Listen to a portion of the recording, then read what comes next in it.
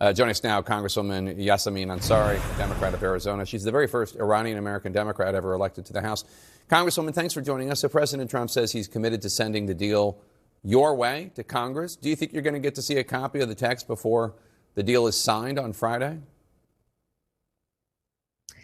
I don't know, Jake. I mean, no part of this war has been has gone through Congress whatsoever. This has been an illegal war. It's been catastrophic from day one when Trump started it in February.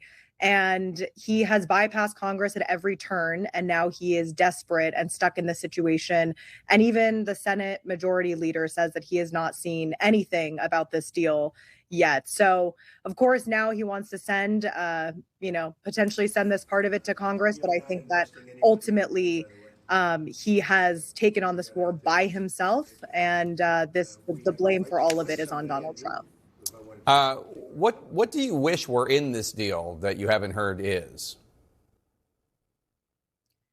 The issue is that this war never should have happened to begin with. None of the objectives that Donald Trump tried to lay out. He changed the objective many times, as you know, as did Marco Rubio, as did J.D. Vance, whether it be destroying the nuclear program, whether it be regime change, whether it be the missile program.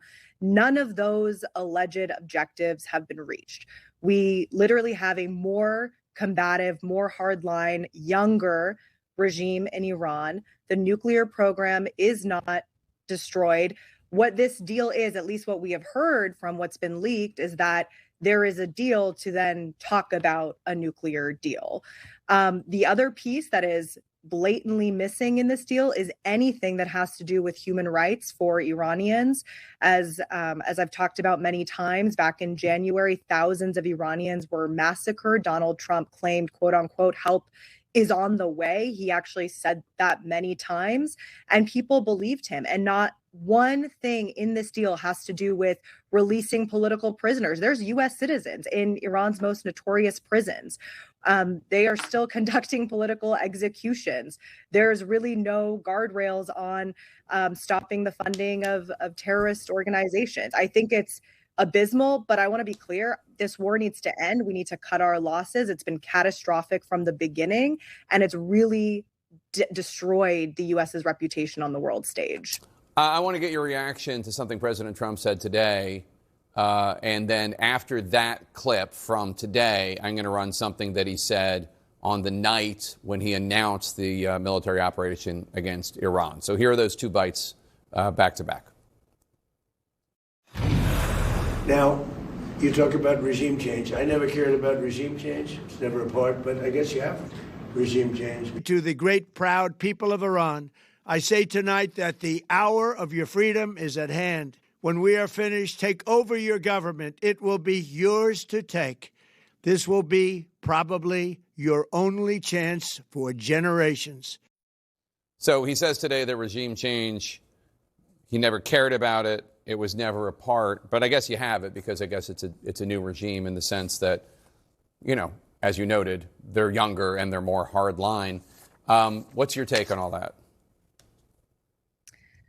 My take is that Trump just doesn't know anything about any of the countries that he gets himself involved in. I don't think he understands anything about Iranian history, domestic politics, who even is part of this regime. He literally doesn't understand or know anything about it. So it is a massive slap in the face when, he made all these claims, help is on the way, take over your government, et cetera, et cetera. It was always bullshit. But also weeks later, he said there's a new regime because he doesn't understand how the regime in Iran is entrenched within the military and the economy and the rest. He just doesn't know. He doesn't know anything about foreign policy. It's really devastating, the outcome for Iranian people. Thousands of people were senselessly killed, 13 American service members for what? Like, there's truly zero benefit that anybody has gotten out of all of this. I think, and I hope that anyone who may have ever believed that an ounce of truth comes out of this guy's mouth knows now that he is a pathological liar who cannot be trusted. Arizona Democratic Congresswoman Yasamin Ansari, thank you so much for joining us. Appreciate it.